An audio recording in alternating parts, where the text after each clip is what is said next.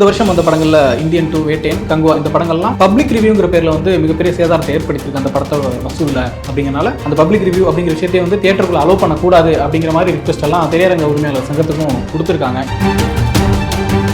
தேட்டர்ல வாசல்ல இவங்களை விடாதீங்க, அதுதானே அது தன்மையாக சொல்லியிருக்காங்க. தேட்டருக்குள்ள இவங்களை அலோவ் பண்ணாதீங்க, மைக்கு தூக்கிட்டு வருவாங்க, உள்ள விட்டுறாதீங்க.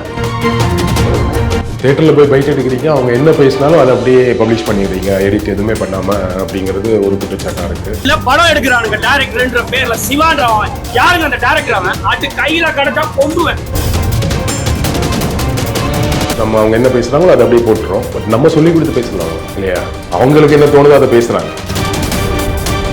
என்ன ஆயிடுச்சுன்னா, தியேட்டர்ல போய் படம் பார்த்துட்டு வந்து வெளியே பைட் எடுக்க நிறைய சேனல்ஸ் வருது. அதுல ஒரு மாதிரி ஏடாபுரமா பேச நம்ம வைரல் ஆயிடுறோங்கிற ஒரு தவறான எண்ணம் வந்து ஆடியன்ஸ் மத்தியில போய் சேர்ந்து. ஸோ இதனாலேயே வந்து படம் பார்த்துட்டு வந்து நம்ம நெகட்டிவ் ஏதாவது ஒன்று கலாய்க்கணும், கிண்டலா ஒன்று சொல்லணும், இல்ல திட்டணுங்கிற மாதிரி மூட்ல வர்றவங்களே அதிகமாயிட்டாங்க. இது ஒட்டுமொத்த பிரச்சனையுமே காரணம் யூடியூபர்ஸ் தான். யூடியூப் ரிவ்யூவர்ஸும் இந்த பப்ளிக் ரிவ்யூ தான் காரணம்னு அவங்க வந்து கிளைம் பண்றதை ஏற்றுக்க முடியாது. சின்ன படத்துக்கு ஒரு தேட்டர்ல வரக்கூடிய 50 பேரா இருந்தா கூட அவங்க கிட்ட பைட்டு போட்டு அவங்க பாசிட்டிவா சொன்னா அதை கேட்டு தான் வருவோம். மவுத் டாக் மூலமா பரவும் சொல்லிட்டு இருக்கீங்க ரொம்ப நாளா. மவுத் டாக்கே சோசியல் மீடியா தான். வணக்கம் மிஷன். வணக்கம். தமிழ் சினிமா தயாரிப்பாளர் சங்கத்திலேருந்து ஒரு அறிக்கை விட்டுருக்காங்க, கண்டன அறிக்கை. என்ன சொல்லியிருக்காங்க அப்படின்னா, இந்த பப்ளிக் ரிவ்யூ விமர்சனங்கிற பேரில் வன்மத்தை கக்கிறது, வெறுப்பு விதைக்கிறது, தனிமனித தாக்குதல்கள் இதெல்லாம் வந்து சினிமா இண்டஸ்ட்ரி பெருசாக பாதிக்குது. அப்படிங்கிறனால அந்த விஷயங்களை அவாய்ட் பண்ணணும்னு சொல்லியிருக்காங்க.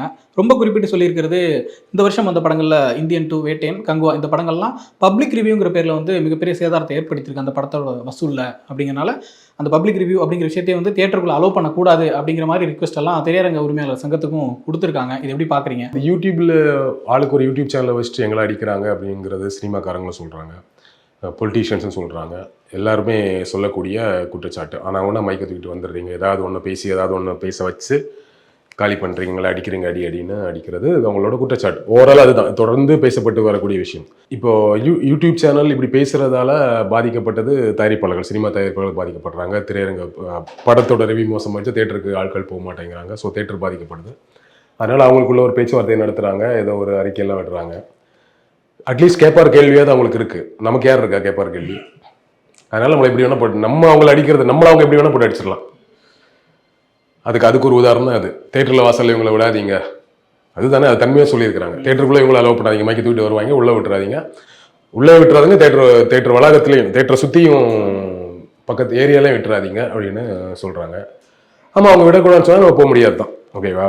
அதில் மாற்றுக்கிறது கிடையாது. இந்த ஒட்டுமொத்த அவங்களோட கடிதத்தில் இருக்கக்கூடிய கன்சர்னை நான் புரிஞ்சுக்கிறேன். அதாவது படங்களுக்கு பெரிய பாதிப்பு வருது இந்த ரிவ்யூனால அப்படிங்கிறது அவங்களோட கன்சர்னாக இருக்குது. ஸோ அந்த கன்சர்னை நான் புரிஞ்சுக்கிறேன். பட் இந்த கன்சர்னை யார் புரிஞ்சுக்கிறதுன்னு ஒன்று இருக்குது. இப்போது யூடியூப் சேனல்ஸ் இருக்குது, இப்போ நம்மளே இருக்கிறோம், நமக்கு வந்து நிறைய வீடியோஸ் பண்ணுறோம், ப்ரெஸ் மீட் கவர் பண்ணுறோம், இன்டர்வியூஸ் பண்ணுறோம், நமக்கு வந்து வீடியோஸ் கண்டென்ட் பண்ணுறதுக்கு ஒரு டீம் இருக்குது, நம்ம நிறைய வேலை செய்கிறோம். இப்போ தேட்டர் போய்ட்டு எடுக்க வேணாம் அப்படின்னா ஒன்றும் ப்ராப்ளம் இல்லை, நம்மளால் மேனேஜ் பண்ணிட முடியும். இப்போ தேட்டர் போய்ட்டு வச்சு தான் நம்ம சேனல் கிடையாது. இது மாதிரி தான் இருக்கக்கூடிய பெரிய சேனல்ஸ், அது மொத்தமாக ஒரு 25 சேனல் 30 சேனல் தான் அப்படி இருக்கும், ஓகேவா? மற்றபடி இந்த தேட்டர் பைட்ஸை நம்பி இந்த பப்ளிக் ரிவ்யூ அப்புறம் மூவி ரிவ்யூ இந்த ரெண்டையுமே நம்பி பப்ளிக் ரிவ்யூ மட்டுமே பண்ணக்கூடிய, அதாவது தேட்டர் பைட் ரிவ்யூ மட்டுமே பண்ணக்கூடிய சேனல்ஸ் இருக்குது, மூவி ரிவ்யூ மட்டுமே பண்ணக்கூடிய சேனல்ஸ் இருக்குது. இண்டிவிஜுவல் யூடியூபர்ஸ் அவங்க இருப்பாங்க, ஒருத்தர் 2 பேர் இருந்து வேலை செய்கிறாங்க. இப்போ அவங்கெல்லாம் என்ன பண்ணணும்? இப்போ இந்த மாதிரி ரிவ்யூனால சினிமா தயாரிப்பாளர்களோட வாழ்வாதாரத்தில் பிரச்சனை ஏற்படுது, தேட்டர் ஓனர்கள் வாழ்வாதாரத்தில் பிரச்சனை ஏற்படுது. இதை கட் பண்ணால் அந்த யூடியூபர்ஸோட வாழ்வாதாரம் அதை யாரும் பேசுறதுக்கு ஆள் இல்லையே, அதை பற்றின கன்சர்னும் கிடையாது. அப்போ அந்த கன்சர்னை புரிஞ்சுக்கணும்ல. தேட்டரில் போய் பைட் எடுக்கிறீங்க, அவங்க என்ன பேசினாலும் அதை அப்படியே பப்ளிஷ் பண்ணிடுறீங்க, எடிட் எதுவுமே பண்ணாமல், அப்படிங்கிறது ஒரு குற்றச்சாட்டாக இருக்குது. உண்மைதான் அது. நம்ம அவங்க என்ன பேசுகிறாங்களோ அதை அப்படியே போட்டுறோம். பட் நம்ம சொல்லி கொடுத்து பேசலாம் அவங்க இல்லையா? அவங்களுக்கு என்ன தோணுதோ அதை பேசுகிறாங்க. அதில் ஒரு ரெஸ்ட்ரிக்ஷனை வந்து நம்ம கொண்டு வர முடியாது. அவங்களாவே அதை சரி பண்ணணும். ஆடியன்ஸ் ஏன் இப்படி பேசணுங்கிறத ஆடியன்ஸ் தான் புரிஞ்சுங்க. அப்படிலாம் அவ்வளோ தூரம் கொச்சையாவோ தனியாலாம் பேச வேண்டியது கிடையாது. சமீபத்தில் ஒருத்தர் பேசினார்ல, டைரக்டரை வெட்டுவேன் குத்துவெல்லாம் பேச, அந்த மாதிரிலாம் பேச வேண்டிய அவசியம் கிடையாது. அதை போடக்கூடாதுங்கிற கன்சர்ன் வந்து நமக்கு இருக்கணும். சில சேனல்ஸ்க்கு இருக்கும், எல்லா சேனல்ஸ்க்கு இருக்காது. அதான் சொன்னேன். இப்போ நீங்கள் ஒரு சேனலில் வேலை செய்கிறீங்க, ஒரு 10 பேர் அங்கே வேலை செய்வாங்க, 20 பேர் வேலை செய்வாங்க அப்படின்னா அது வேணாம், அது நல்லா இருக்காது, தப்பாயிடுங்கிற மாதிரி சொல்கிறதுக்கு ஒரு மேலே ஒரு சீனியர் இருப்பார், இல்லை ஹெட் இருப்பார், ஒன்று நடக்கும். இண்டிவிஜுவலாக பண்ணுறவங்க அவங்க பாட்டு எடுப்பாங்க, வேக வேகமாக எடிட் பண்ணிவிட்டு போட்டுருவாங்க, அவ்வளோதான் இல்லையா?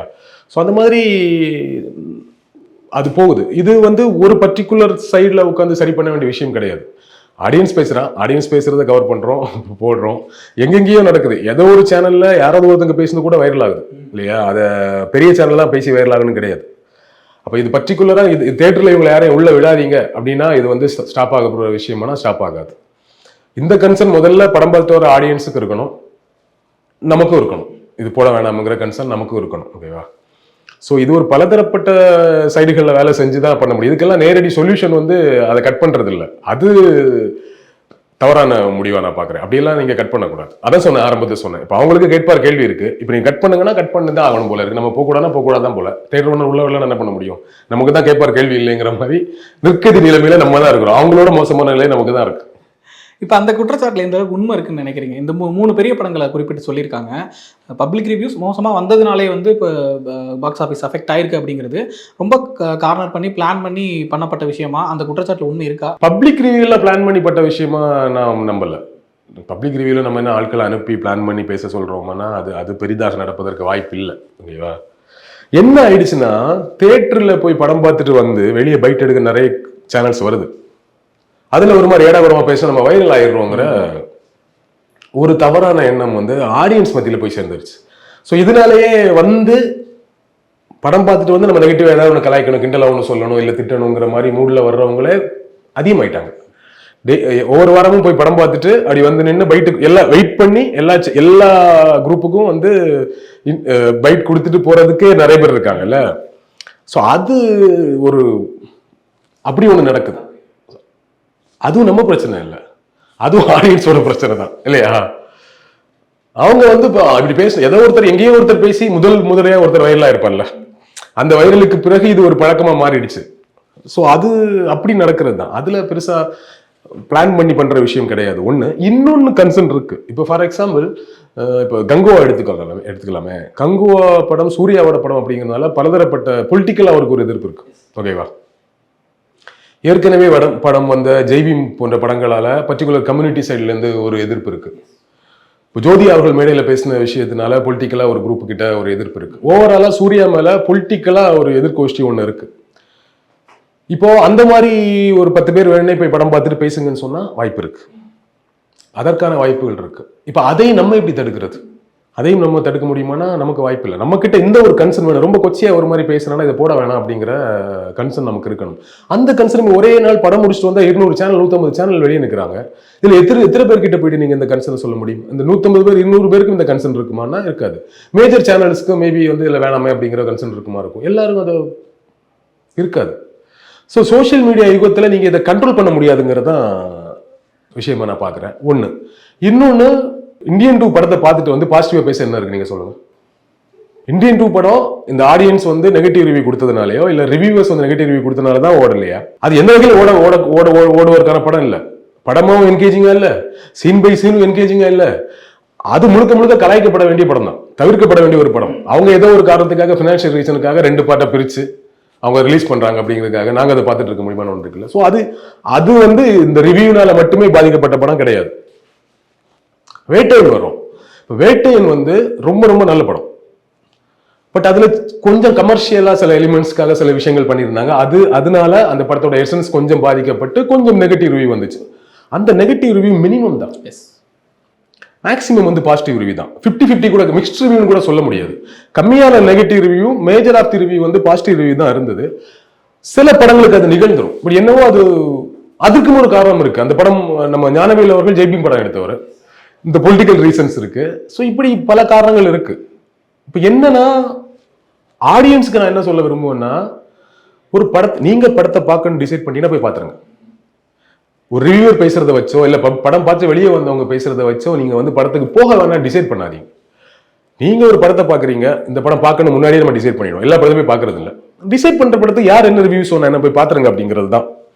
ஸோ ஆடியன்ஸை நம்ம வந்து இந்த விஷயம் நடக்காம இருக்கிறதுக்கு, இந்த ரிவ்யூனால படங்கள் பாதிக்கப்படாம இருக்கிறதுக்கு நம்ம ஆடியன்ஸை கொஞ்சம் டியூன் பண்ண வேண்டியது இருக்கு. அந்த ரிக்வெஸ்ட்டை ஆடியன்ஸ் கிட்ட வந்து ப்ரொடியூசர்ஸும் அந்த படத்துல ஒர்க் பண்றவங்க தான் சொல்லணும். எந்த ரிவ்யூவையும் கவனிக்காதீங்க. நீங்க போய் படத்தை பார்த்து வந்து நீங்க சொல்லுங்க, உங்க ஒப்பீனியன் நீங்க சொல்லுங்க. அது எப்படி உங்களோட ஒப்பீனியன் இன்னொருத்தர் என்ன சொல்றது? அடுத்தோட ஒப்பீனியன் உங்க மேல திணிக்கிறாங்கிற குற்றச்சாட்டுலாம் இருக்கு, அதுல இருக்கு. ஸோ அது வந்து ஆடியன்ஸை நீங்க டியூன் பண்ண வேண்டியது இருக்கு. நமக்கு திரும்பவும் சொல்லுவேன், நமக்கு ஒரு கன்சர்ன் வேணுங்கிறது தான். ஸோ வேட்டையின் பாதிக்கப்பட உண்மையாவே எனக்குமே வருத்தம் தான். பாதிக்கப்பட வேண்டிய படம் இல்லை, அது நல்ல படம். கங்குவா வரும். கங்குவா வந்து மிக்ஸ்ட் ரிவ்யூவான படம். ஃபர்ஸ்ட் டே பார்த்துட்டு வந்து நிறைய பேர் நல்லா இல்லைன்னாங்க, சுத்தமா பிடிக்கலன்னாங்க. ரெண்டாவது வந்து நல்லா இருக்கு, நீங்க சொன்ன அளவுக்கு இல்லை, ஓகே தானே இருக்கு அப்படிங்கிற மாதிரி. படம் டெக்னிக்கலா ரொம்ப ஸ்ட்ராங்கா இருக்கு, ஒரு பெரிய உழைப்பு இருக்கு, நடிப்பு இருக்கு, இதெல்லாம் இருக்கு. படத்துல பாசிட்டிவா சொல்றதுக்கு விஷயங்கள் இருக்கு. பட் தெரியாமலும் அன்பார்ச்சுனேட் இந்த ஃபர்ஸ்ட் டே வந்து பெரிய ஒரு மாதிரி பயங்கரமான எக்ஸ்ட்ரீம் நெகட்டிவ் ரிவ்யூஸ் இருக்குல்ல, அந்த எக்ஸ்ட்ரீம் நெகட்டிவ் ரிவ்யூஸுக்கு காரணம் யூடியூபர்ஸ் மட்டும் இல்லைங்கிறது தான். அதற்கு இந்த பொலிட்டிக்கல் ரீசன்ஸ் இருக்கு, சொசைட்டியா இருக்கக்கூடிய ஏற்கனவே சூர்யா மேல இருந்த காழ்ப்புணர்ச்சிகள் இருக்கு, இப்படி பல விஷயங்கள் சேர்ந்து தான் அதுக்கு ஒண்ணு. அவங்க கொடுத்திருந்த பில்டப்புமே கூட எக்ஸ்பெக்டேஷன் கொஞ்சம். ஆமா ஆமா ஆமா. ஸோ நான் எக்ஸ்பெக்ட் பண்ண அளவுக்கு இல்லை அப்படிங்கிறது வந்து இந்த மாதிரி ஏகப்பட்ட ரீசன்ஸ் இருக்கு. இதுக்கு வந்து ஒரு பெரிய நெகட்டிவ் ரிவ்யூ வந்தது இருக்கு. ஸோ ஒரு படத்துக்கான நெகட்டிவ் ரிவ்யூங்கிறது அப்படியே முழுக்க பொய்யா ஒரு நல்லா இருக்க படத்தை நெகட்டிவ் ரிவ்யூ சொல்லி ஒரு படத்தை காலி பண்ண முடியாதுங்கிறது என்னுடைய கருத்து. பட் மினிமம் இம்பாக்ட் இருக்கும். 100 பேர் வர இடத்துல 20 பேர் வரவிடாம பண்ண முடியும். இது எல்லா தொழிலையும் இருக்கு இல்லையா? இது எல்லா இடத்துலயுமே இருக்கு. இதற்குள்ளதான் நம்ம வந்து பிசினஸ் பண்ணி ஆகணும், இதுக்குள்ளதான் நம்ம சினிமாவை ரிலீஸ் பண்ணி ஆகணும். இன்றைய காலகட்டம் அப்படி இருக்கு. ஸோ இதுக்கெல்லாமே இது ஒட்டுமொத்த பிரச்சனையுமே காரணம் யூடியூபர்ஸ் தான். யூடியூப் ரிவ்யூவர்ஸும் இந்த பப்ளிக் ரிவ்யூ தான் காரணம்னு அவங்க வந்து கிளைம் பண்றதை ஏத்துக்க முடியாது. ஏன்னா இதற்கெல்லாமே காரணம், இந்த 3 படங்கள் தோல்வி அடைந்த காரணம் யூடியூபர்ஸ் நீங்க சொல்றீங்கல்ல, அப்ப அதற்கு முன்னாடி வந்த சின்ன படங்கள் வெற்றி அடைந்தது காரணம் யூடியூபர்ஸ் தானே. அப்ப நீங்க பாராட்டு அறிக்கை ஏதாவது கொடுத்தீங்களா? இந்த வருஷம் வந்த லப்பர் பந்து மட்டும் இல்ல, நீங்க தொடர்ச்சியாக இந்த 4-5 வருடங்கள்ல எத்தனையோ சின்ன படங்களை யூடியூப் ரிவ்யூஸ் மூலமா, யூடியூப் இன்டர்வியூஸ் மூலமா பேசப்பட்டு அது பெரிய படமா, சக்சஸ்ஃபுல் படமா மாத்திருக்கும். எவ்வளவு சீரியஸான படத்தை வந்து நல்ல அது கமர்ஷியலா, இப்ப நந்தன் மாதிரியான படமோ, அயோத்தி மாதிரியான படமோ, அது ஓடிடி ரிலீஸா இருந்தாலும் சரி, தியேட்டர் ரிலீஸ் ஜெய்பீமா இருந்தாலும் சரி, படம் நல்ல படம் அப்படிங்கிறத கொண்டு போய் ஆடியன்ஸ் கிட்ட சேர்க்கறதுல நீங்கள் குறைய சொல்லாத சேட்டலைட் சேனலோ, நீங்கள் குறைய சொல்லாத பத்திரிகைகளோ என்ன செஞ்சுச்சு? அவங்களோட கான்ட்ரிபியூஷன் என்ன? பட் எங்களோட கான்ட்ரிபியூஷன் நிறைய. அப்ப அதற்கு எந்த பாராட்டும் இல்லையே, அந்த கன்சர்ன் இல்லையே உங்ககிட்ட. அப்ப அதை நீங்கள் புரிந்து கொண்டு இருந்தால் நீங்க வந்து இதை ரொம்ப பிராக்டிக்கலா அணுகிருக்கணும். இப்ப ஒரு சிக்கல் என்ன தெரியுமா? இப்படி எல்லாம் இருக்கு, இப்ப பிரச்சனைகள் இருக்கு, இதனால பாதிப்புகள் ஏற்பட்டு இருக்கு, இதை ஒரு ரெகுலேட் பண்ணணும், இதை என்ன பண்ணலாம் அப்படின்னா அவங்க தன்னிச்சையா ஒரு முடிவு தான் எடுக்க முடியுது. இப்போ நடிகர்கள் சம்பளத்தை குறைக்கணும் அப்படின்னா தயாரிப்பாளர் சங்கம் ஒண்ணு இருக்கு, நடிகர் சங்கம் ஒண்ணு இருக்கு. தயாரிப்பாளர் சங்கம் நடிகர் சங்கத்துல போய் ஒரு பேச்சுவார்த்தை நடத்த முடியும். பெப்சி தொழிலாளர்கள் பிரச்சனைனா எல்லாத்துக்குமே சங்கங்கள் இருக்கு, அமைப்புகள் இருக்கு. அவங்களுக்குள்ள பேச்சுவார்த்தை நடத்தி அதுல ஒரு சொல்யூஷன் வர முடியும். சொல்யூஷன் வராத பட்சத்துல நடவடிக்கை வாட் எவர் இட் இஸ். இப்ப சேனல்ஸ்ல வந்து இருக்கக்கூடிய பத்திரிகையாளர் சங்கம் ஒண்ணு இருக்கு, அங்க பேச முடியும், சில விஷயங்கள் அங்க சொல்ல முடியும். இப்ப யூடியூப்ல வந்து பேசுறதுக்கு என்ன இருக்கு? அவங்களுக்கு வேற வழி இல்லை, இப்ப தன்னிச்சையா தான் அறிக்கை விட்டாகும். யார்கிட்ட போய் பேசுறது? பல ஆயிரம் சேனல்ஸ் இருக்கு, யார்கிட்ட பேசுறதுங்கிற ஒரு கொஸ்டின் வருது இல்ல. அப்போ அவங்களுக்குள்ள திங்க் பண்றாங்க. நம்ம சைட்ல இருந்து பேசுறதுக்கோ, நம்ம சைடு கருத்தை கேட்கறதுக்கோ யாரும் இல்லை. யார்கிட்ட போய் கேட்கறது? ஒரு பர்டிகுலர் பர்சன் போய் கேட்க முடியாது இல்லையா? இங்க ஒரு அமைப்பு இல்ல. டிஜிட்டல் ஊடகவியலாளர்களுக்கு இந்த யூடியூப் சேனல், யூடியூபர்ஸ்க்கு ஏதாவது சங்கம் இருக்குதா? இல்ல. நடுவில் நாங்க ஃப்ரெண்ட்ஸ் எல்லாம் சேர்ந்து ஒரு பிளான் பண்ணோம், அதை எக்ஸிக்யூட் பண்ண முடியல. மாற்றத்திற்கான ஊடகவியலாளர் மையம் ஒன்று இருக்கு, அதுல நம்ம டிஜிட்டல் ஊடகவியலாளர் நிறைய பேர் இருக்கிறோம். ஸோ அதுல எல்லா பத்திரிகைகளும் சேர்ந்து வேலை செய்யறாங்க, சில விஷயங்கள் பண்ணிட்டு இருக்கிறோம். பட் டிஜிட்டல் ஊடகத்திற்குன்னு ஒரு அமைப்பு இருக்குன்னா இல்ல. இந்த நேரத்துல தான் நமக்கு டிஜிட்டல் ஊடகவியலாளர்களுக்குன்னு ஒரு அமைப்பு தேவைப்படுது. இப்படி ஒரு அமைப்பு இருக்கிற பட்சத்துல அதுல குறைஞ்சபட்சம் ஒரு 1000 சேனலோ 2000 சேனல்ல ஒர்க் பண்ணக்கூடிய எம்ப்ளாயிஸ் இருக்கிறாங்க. அவங்க எல்லாம் இருக்கிறாங்கன்னா அவங்க கிட்ட இப்படி ஒரு விஷயம் தொடர்ந்து போயிட்டு இருக்கு, இதுக்கு என்ன பண்ணலாம், இப்படியே நீங்க பண்ணிட்டு இருந்தா எப்படி? நீங்க பாட்டு போறீங்க, தேட்டர்ல போய் பைட் எடுக்கிறீங்க, தப்பான ரிவ்யூ பேசுறாங்க, நீங்க அதை போட்டு விட்டுறீங்க எந்த எடிட்டிங் இல்லாம. இதை எப்படி சரி இப்படி போச்சுன்னா படத்துக்கு பாதிக்கப்படுது அப்படிங்கிற அவங்க வந்து கொஸ்டின் கேட்கறதுக்கு இங்க ஒரு அமைப்பு இல்லை. அதனால தான் சொல்ல, ஏற்கனவே ஒரு இன்டர்வியூல பேசியிருந்தேன், திரும்பவும் சொல்றேன், நமக்கு யூடியூப் ஊடகவியலாளர்களுக்கு ஒரு சங்கம் வேணும், ஒரு அமைப்பு வேணுங்கிறது தான் இதற்கான ஓரளவுக்கு சொல்யூஷன். அப்பவுமே ஒரு சங்கம் வந்து நீங்க 10,000 சேனலை நீங்க கண்ட்ரோல் பண்ண முடியாது. At least main channels, majority of the channels, முக்கியமான டிஜிட்டல் இருக்கக்கூடிய மெயின் ஸ்ட்ரீம் சேனல்ஸ்லயாச்சும் சில கண்ட்ரோல்ஸை கொண்டு வர முடியும். ஒண்ணு அது இவங்க ஒரு கருத்து சொல்றாங்கல்ல, இவங்க இப்படி ஒரு விஷயத்த பண்ணணும்னு நினைக்கிறாங்கல்ல, இதெல்லாம் வேணாப்பா, இதெல்லாம் தப்பா இருக்கு, இதை சரி பண்ணலாமே, இதை இப்படி பண்ண வேணாமே, ஏன் இப்படி பண்றீங்க, ஏன் இப்படி மைக்க தூக்கிட்டு வரீங்கன்னு இவ்வளவு கேலியும் கிண்டலுக்கு நம்மளை உள்ளாக்குறாங்கல்ல, அதுக்கெல்லாம் ஒரு சொல்யூஷன் கிரியேட் பண்றதுக்காச்சும் ஒரு அமைப்பு வேணும், அதுக்கு பேச்சுவார்த்தை நடத்துறதுக்கு. அது அவங்களுக்கு நல்லது. இன்னொரு விஷயம் நான் சொல்றேன், நமக்கு ஒரு அமைப்பு இல்லாத வரைக்கும், நமக்குன்னு ஒரு சங்கம் இல்லாத வரைக்கும் நமக்கான கோரிக்கைகளை சொல்றதுக்கு ஆளே கிடையாது. நீங்க பாட்டுக்கு எல்லா யூடியூப் சேனல் யாரையும் உள்ள விடாண்டீங்க, இப்ப அந்த சேனல் வச்சுருங்க என்ன பண்ணு கேள்வி கேட்கணும்ல. தொழிலாளர் நலனை அதிகமாக பேசக்கூடிய இடம் தானே இது. இங்க யூடியூப் சேனல் வச்சிருக்கவங்க முதலாளிகள் கிடையாது. அந்த சேனலுக்கு அவன் முதலாளி அவன் தான் அதுக்கு தொழிலாளியும் கூட. கரெக்டா? அப்ப அது யார் பேசுறது? அதற்கும் ஒரு அமைப்பு வேணும்ல. இப்ப எத்தனை சேனல்ஸ், ஒரு சேனல்ல ஒரு வீடியோ போட்டா அந்த வீடியோ எங்கள் உணர்வை புண்படுத்துன்னு சொல்லி அந்த வீடியோ பிளாக் பண்றீங்க, அரெஸ்ட் பண்றீங்க, இவ்வளவு விஷயம் பண்றீங்க. இவங்களுக்கெல்லாம் குரல் கொடுக்கறது யாரு? இல்ல, அமைப்பு இல்ல. நம்ம ரொம்ப ஸ்ட்ராங்கா பொலிட்டிக்கல் வீடியோஸ்லாம் பேசிட்டு இருந்தோம், பேசுறோம். ஏதாவது ஒரு இஷ்யூவை தூக்கி உள்ள வச்சாங்கன்னா யார் வந்து நிற்கிறது? ப்ரெஸ் மீட்டுக்கு போனால் பல ப்ரெஸ் மீட்டில் நம்மளால் அலோவ் பண்ணுறது இல்லை. கவர்மெண்ட் அஃபிஷியல் ப்ரெஸ் மீட்டுக்கு அலோவே கிடையாது யூடியூப் சேனலுக்கு, ஓகேவா? ஆனால் கவர்மெண்ட் சம்பந்தமான ஒரு இஷ்யூவோ ஒரு பிரச்சனையோ அதை ரொம்ப தீர்க்கமாக திரும்ப திரும்ப பேசி அதுக்கு ஒரு தீர்வு எட்டுகிற வரைக்கும் அதை விவாதிப்பது யாரு? யூடியூப்ல இருக்கவங்க தான் இல்லை. ஆனால் நமக்கு அழைப்பு கிடையாது, நமக்கு அனுமதி கிடையாது. ப்ரெஸ் ஷோ மீடியாவுக்குள்ள வருவோமே, இதே ப்ரொடியூசர்ஸ் நமக்கு சொல்கிறாங்கல்ல, இந்த ப்ரெஸ் ஷோவுக்கு போனால் நமக்கு ரசீட் இருக்கா? நெருக்கடிச்சு போயிட்டு ஏதோ மார்க்கெட்டுக்குள்ளே போய் உட்கார்ந்த மாதிரி இத்தனோண்டு இடத்துல 200 பேர் உட்கார்ந்துருக்கிறோம். யாரை ரிவ்யூ பண்ணுறா? நீங்கள் பெரிய படம் உங்கள் படம் பாதிக்கப்பட்டுடுச்சுங்க விட்டுறோம், ஆமாம் பாதிக்கப்பட்டுடுச்சு, எங்களால் மன்னிப்பு கேட்டுக்கிறோம். சின்ன படங்களெல்லாம் கொண்டு போய் சேர்க்கிறோம்ல, யார் சேர்க்கிறது? நாங்கள் தானே சேர்க்கிறோம். சின்ன சின்ன சேனல்ஸ் வரைக்கும் பண்ணுறோம்ல, எல்லாரும் பண்றோம்ல. எங்களுக்குன்னு ஒரு ஸ்பெஷல் ஷோ போடுறீங்களா? இல்ல எங்களுக்கான சேராவது தரீங்களா? ரொம்ப சின்ன படமா இருக்கும், அப்படி ஒரு படம் வரது யாருக்கும் தெரியாம இருக்கும். திரு பேசி பேசி பேசி அதை ரீச் பண்றதே நம்ம. ஆமா, அந்த டெக்னீஷியன்ஸ் கூப்பிட்டு இன்டர்வியூ எடுக்கிறது, அந்த டைரக்டர் அந்த ஆர்டிஸ்ட் கூப்பிட்டு இன்டர்வியூ எடுக்கிறது, இப்படி ஒரு படம் வந்திருக்குன்னு கொண்டு போய் சேர்க்கிறதே நம்ம தான். எவ்வளவு சின்ன படங்கள், கம்மியா ரிலீஸ் ஆகிற படங்கள் நமக்கு கால் பண்றாங்களே, தலைவர் இப்படி ஒரு படம் ரிலீஸ் ஆகுது, அது பாருங்க, பார்த்துட்டு நல்லா இருந்த ஒரு இன்டர்வியூ எடுங்கன்னு கேட்கறாங்கல்ல. என்ன காரணம்? எங்களால கொண்டு போய் சேர்க்க முடியுங்கிறதுக்காக தான். இப்போ நீங்க பெரிய படத்தின் சார்பாக இருந்து இதை பேசிட்டீங்க, நீங்க இதை கட் பண்ணா பாதிக்கப்பட போற சின்ன படத்துக்கு யார் பேசுவோம்? நீங்க தானே ப்ரொடியூசர்ஸ். சின்ன படத்துக்கு ப்ரொடியூசர்ஸ் இருக்காங்கல்ல, லைக்கா மட்டும்தான் ப்ரொடக்ஷன் கம்பெனியா? இவங்க சொன்ன 3 படத்தை 2 படத்துக்கு லைக்கா இல்ல, லைக்கா மட்டும்தான் ப்ரொடக்ஷன் கம்பெனியா? எத்தனையோ சின்ன சின்ன ப்ரொடியூசர்ஸ் இருக்காங்க, 5 கோடி 1 கோடி 2 கோடியில படம் எடுக்கிறவங்க இருக்காங்க.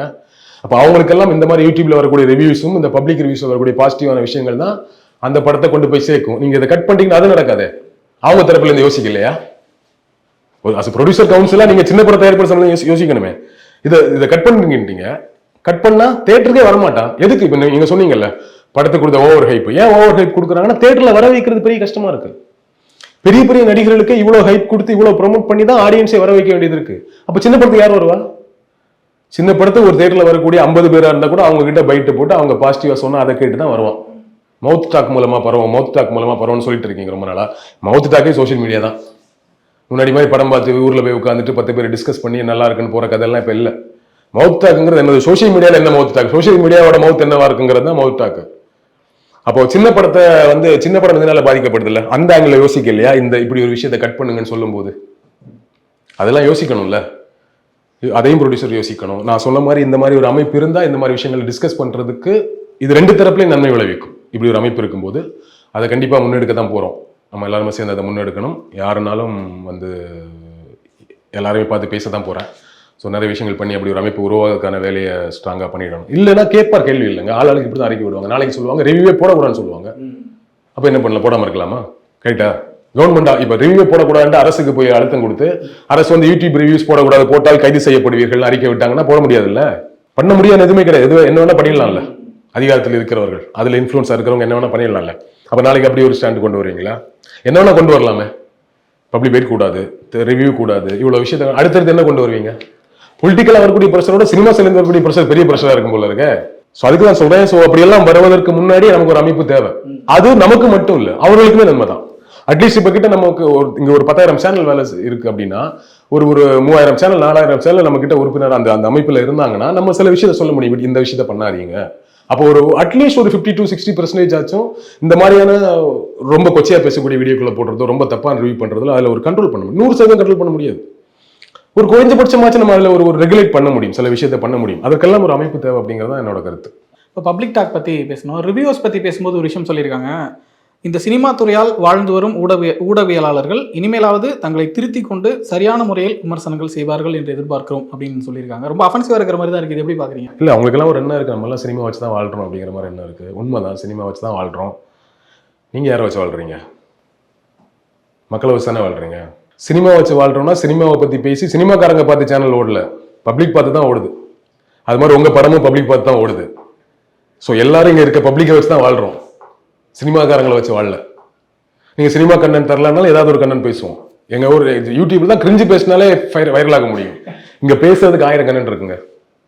சினிமாவை நம்பி மட்டுமே இல்லைங்கிறது தான் உண்மை. ஆனால் சினிமா இங்கே ஒரு மேஜர் பார்ட், சினிமாவும் பாலிடிக்ஸும் ஒரு மேஜர் பார்ட் யூடியூபுக்கு.